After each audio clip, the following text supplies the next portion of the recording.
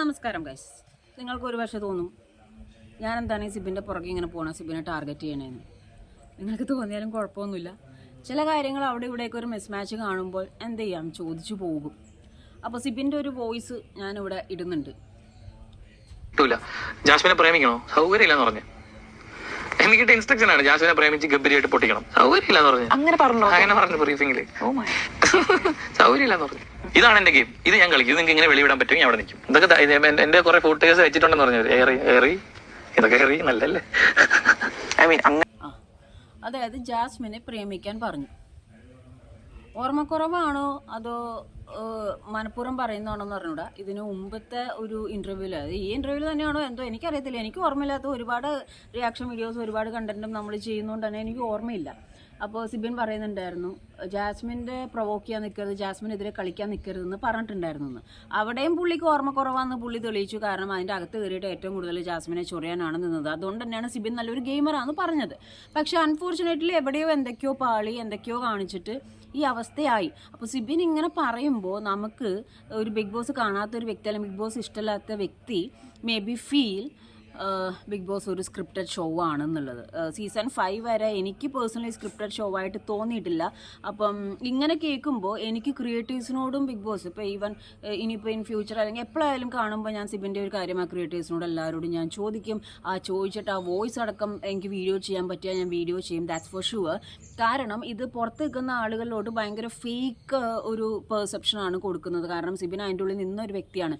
അപ്പോൾ സിബിൻ പുറത്ത് വന്നിട്ട് എന്നോട് ഇങ്ങനെ പറഞ്ഞു എന്ന് പറയുമ്പോൾ സ്ക്രിപ്റ്റഡ് ആണോ ആവോ എന്നൊക്കെ ചിന്തിക്കുന്ന പ്രേക്ഷകരാണ്. ഈവൻ എനിക്കും പെട്ടെന്ന് അപ്പം എന്നത് സ്ക്രിപ്റ്റഡ് ആണോ എന്ന് തോന്നിപ്പോയി.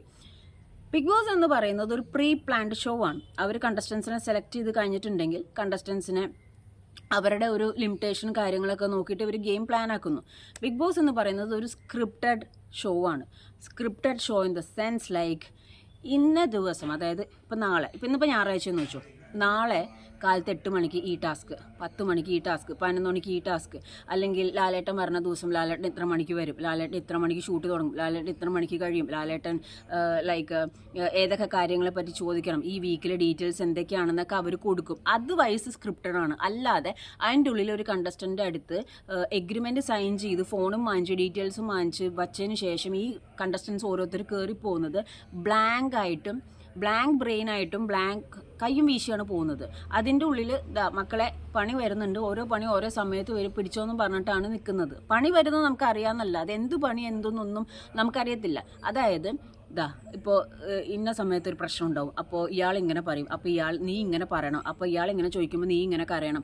അങ്ങനെയൊന്നും ആർക്കും ഒരു ഡയറക്ഷൻ കൊടുത്തിട്ടോ അല്ലെങ്കിൽ അകത്തോട്ട് കയറ്റി വിടുമ്പോൾ സിബിൻ പറഞ്ഞ മാതിരി ഇന്ന ആളെ പ്രേമിക്കുന്നത് ബിഗ് ബോസ് ഹൗസാണ്, മാമാ ഹൗസ് അല്ല, മാമാ പണിയല്ല അതിൻ്റെ ഉള്ളിൽ നടക്കുന്നത്.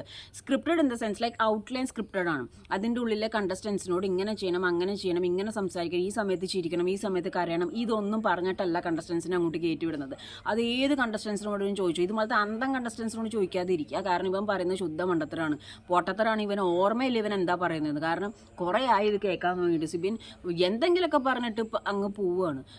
കാരണം അത് നിങ്ങൾക്കറിയാലോ, ഈ ഷോ പ്ലാൻ ചെയ്യുമ്പോൾ അവർക്ക് പ്രീ പ്ലാൻ ചെയ്യണം. ഇന്ന സമയത്ത് ഇങ്ങനെ തീരണം, ഇത്ര ദിവസം കൊണ്ട് തീരണം, ഇന്ന സമയത്ത് ഇന്ന ടാസ്ക് വരണം, ഇന്ന സമയത്ത് ഇന്ന ക്യാപ്റ്റൻസി വരണം, ഇന്ന സമയത്ത് ലക്ഷറി ടാസ്ക് വരണം, ഈ ആഴ്ചയിൽ ഇത്ര ടാസ്ക് തീർക്കണം. ഇതൊക്കെ അവർക്ക് പ്ലാൻ ചെയ്താൽ ഇത് മുന്നോട്ട് കൊണ്ടുപോകാൻ പറ്റുള്ളൂ. Scripted in the sense like ആ ടാസ്കിൻ്റെ സ്ക്രിപ്റ്റ്. ലാലേട്ടനോട് സംസാരിക്കുമ്പോൾ ലാലേട്ടനുള്ള ഡീറ്റെയിൽസ് ആ ആഴ്ച ലാലേട്ടൻ വന്ന് കുത്തിരുന്നത് മുഴുവൻ കാണുകയല്ല, ഒരു ബ്രീഫിംഗ് കൊടുത്തിട്ടാണ് അത് കാണുന്നത്. അപ്പോൾ അതൊക്കെ ഒരു ഔട്ട്ലൈൻ സ്ക്രിപ്റ്റാണ്. അല്ലാതെ കണ്ടസ്റ്റൻസിൻ്റെ ഉള്ളിൽ ഒരു സ്ക്രിപ്റ്റും ഒരു തേങ്ങയും കൊടുത്തിട്ട് പോകണില്ല. സായി വന്നിട്ട് പറഞ്ഞു ബിഗ് ബോസ് ഭയങ്കര കൂളാണ്, ചില്ലാണെന്നൊക്കെ. പഴം വിഴുങ്ങിയ മാതിരി അങ്ങനത്തെ നിൽക്കുന്ന ആളുകൾക്ക് ചില്ലായിരിക്കും. അത് നിങ്ങൾ ചെവിയിലോട്ട് എടുക്കാതിരിക്കുക. അതേപോലെ സിബിൻ പറഞ്ഞ ഈ പ്രേമിക്കാൻ പറഞ്ഞു അല്ലെങ്കിൽ കളിക്കരുതെന്ന് പറഞ്ഞു, അങ്ങനത്തെ ഇതൊന്നും നിങ്ങൾ എടുക്കാൻ നിൽക്കലേടോ. ഇതിലൊന്നും ഒരു സത്യമില്ല. ലൈക്ക് കണ്ടസ്റ്റൻസിൻ്റെ ഉള്ളിൽ ഒരു സ്ക്രിപ്റ്റോ ഒരു സാധനങ്ങളോ കൊടുത്തിട്ടല്ല അവരകത്തോട്ട് കയറ്റി വിടുന്നത്.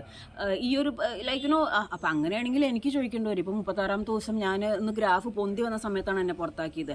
എന്നെ ഇഷ്ടമില്ലാത്തവരും അല്ലെങ്കിൽ എന്നെ മനഃപൂർവ്വം ചൂഷണം ചെയ്യുന്ന പറയുന്ന ഓഡിയൻസ് അങ്ങോട്ട് മാറി നിന്നിട്ട് ഇങ്ങോട്ടുള്ള ഓഡിയൻസിനോടാണ് ഞാൻ ചോദിക്കുന്നത്. അതിൻ്റെ ഉള്ളിൽ എനിക്കൊരു ഡൗൺഫോൾ ഉണ്ട്. ആദ്യം ഞാൻ നല്ല രീതിയിൽ കളിച്ചു, പിന്നെ ഡൗൺഫോളായി, പിന്നെ നന്നായിട്ട് കയറി വന്നു. അപ്പോൾ ആ കയറി വന്ന സമയത്താണ്, ക്യാപ്റ്റൻ ആയിരിക്കുന്ന സമയത്ത് തന്നെയാണ് ഞാൻ പുറത്ത് പോയത്. എൻ്റെ അടുത്ത് പേഴ്സണലി പലരും പറഞ്ഞു ഒന്ന് കയറി വന്ന സമയത്താണ് പുറത്തായതെന്നുള്ളത്. അപ്പോൾ വേണമെങ്കിൽ എനിക്ക് ചോദിച്ചുകൂടെയോ ബിഗ് ബോസ് സ്ക്രിപ്റ്റഡ് ആണോ, ബിഗ് ബോസ് പ്ലാൻഡ് ആയിരുന്നു എന്നെ പുറത്താക്കുക, അപ്പോൾ ഞാനെന്താ പൊട്ടനാ? അപ്പൊ ഇതേപോലത്തെ ചില കാര്യങ്ങൾ ചെവിലോട്ട് എടുക്കാതിരിക്കുക, ചില കാര്യങ്ങൾ ഇഗ്നോർ ചെയ്തേക്കുക. എന്തോ പറയുന്നു.